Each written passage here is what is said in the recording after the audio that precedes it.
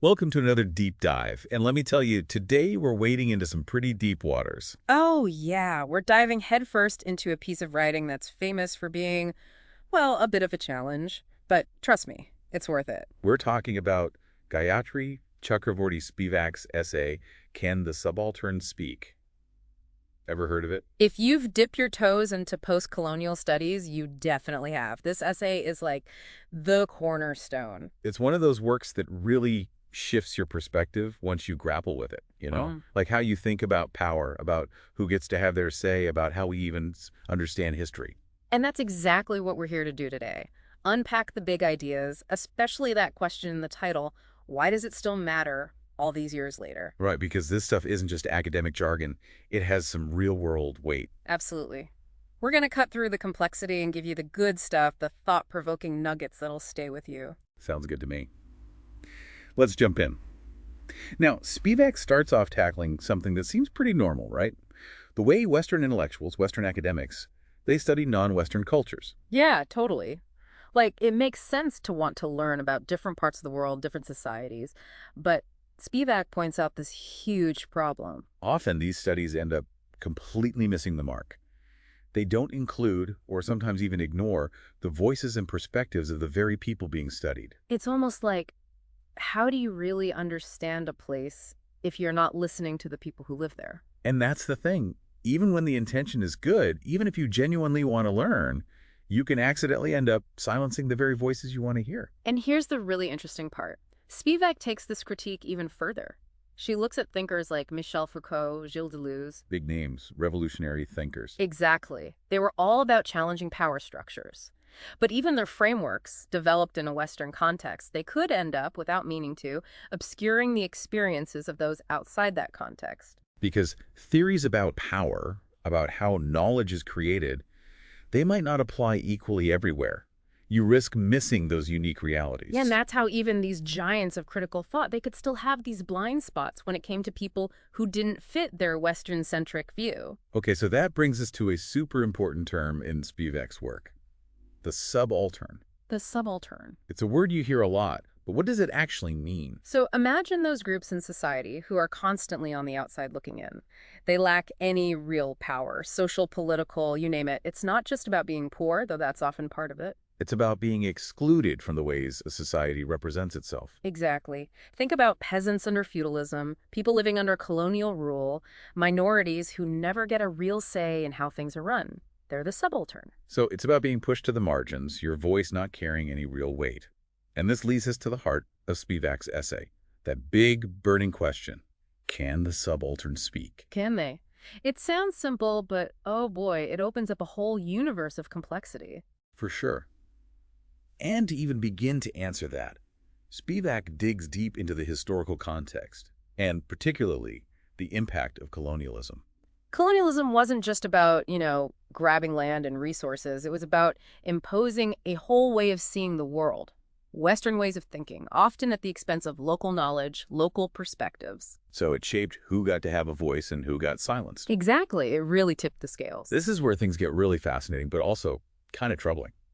Spivak argues that even with the best intentions, it's so hard to truly access the voice of the subaltern. Because, think about it, by the time their experiences are filtered through, well, everything, academic research, news reports, even people trying to help. They've already been shaped by the dominant way of seeing things. Right. It's like trying to understand someone's story through a lens that's not their own. You risk losing the nuances, the specificities of their perspective. It's like translating a poem and losing all the beauty of the original language. That's a great way to put it.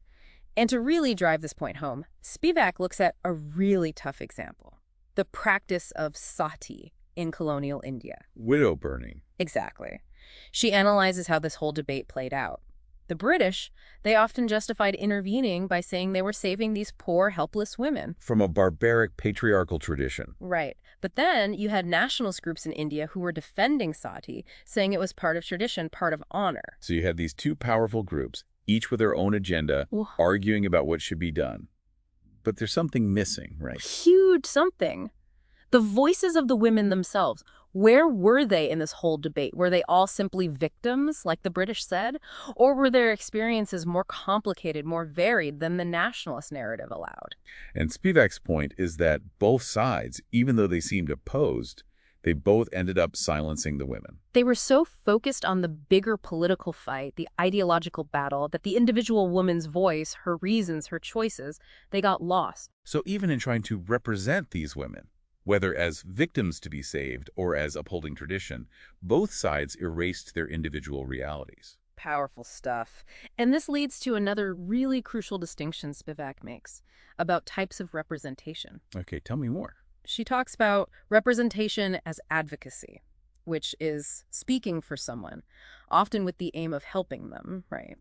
But then there's representation as representation. Which is more about how someone or something is portrayed, right? The image you create. Exactly. And the key takeaway here is anytime someone speaks for or about a marginalized group, there's this inherent danger of losing that original, unfiltered perspective. It's like a game of telephone. The message changes with each retelling. And when it comes to the subaltern, they often only become visible, audible, when they're filtered through these dominant forms of representation. Which means we might never get the full picture. Exactly. It doesn't matter if it's a well-meaning activist trying to fight for a community or a historian trying to piece together the past. These are still acts of interpretation, mediation. Someone else's lens. And Spivak warns us that these mediations can never truly capture the lived experiences of the subaltern. There is always that risk of oversimplifying, distorting, imposing your own framework onto their reality. It makes you really question how we can even try to understand or advocate for marginalized groups without accidentally silencing them further. And Spivak is very clear about this. She's not romanticizing the subaltern. She's not saying there's this one subaltern consciousness that we can easily tap into. It's not that simple. Not at all. These are diverse groups with incredibly complex experiences shaped by so many factors. We have to be careful not to essentialize, not to oversimplify their realities. So when Spivak asks, can the subaltern speak? She's not saying they're literally incapable of talking. Exactly. This silence she talks about, it's not about a physical inability to speak. It's about not having access to the channels, the language that will make your voice heard by those in power. Their voices might exist, but they're drowned out, ignored, actively suppressed. Right. They're speaking, but are they being heard? That's the question. Okay, so what does all this mean for how we understand, well, everything? History, power, even how we create knowledge. If we zoom out and look at the bigger picture, what Spivak's work does is force us to be way more critical. Who gets to speak, whose voices are amplified, and whose are left behind in every context. It's a call to constantly question our own perspectives. Absolutely. Who am I speaking for? Am I truly listening to the voices I claim to represent?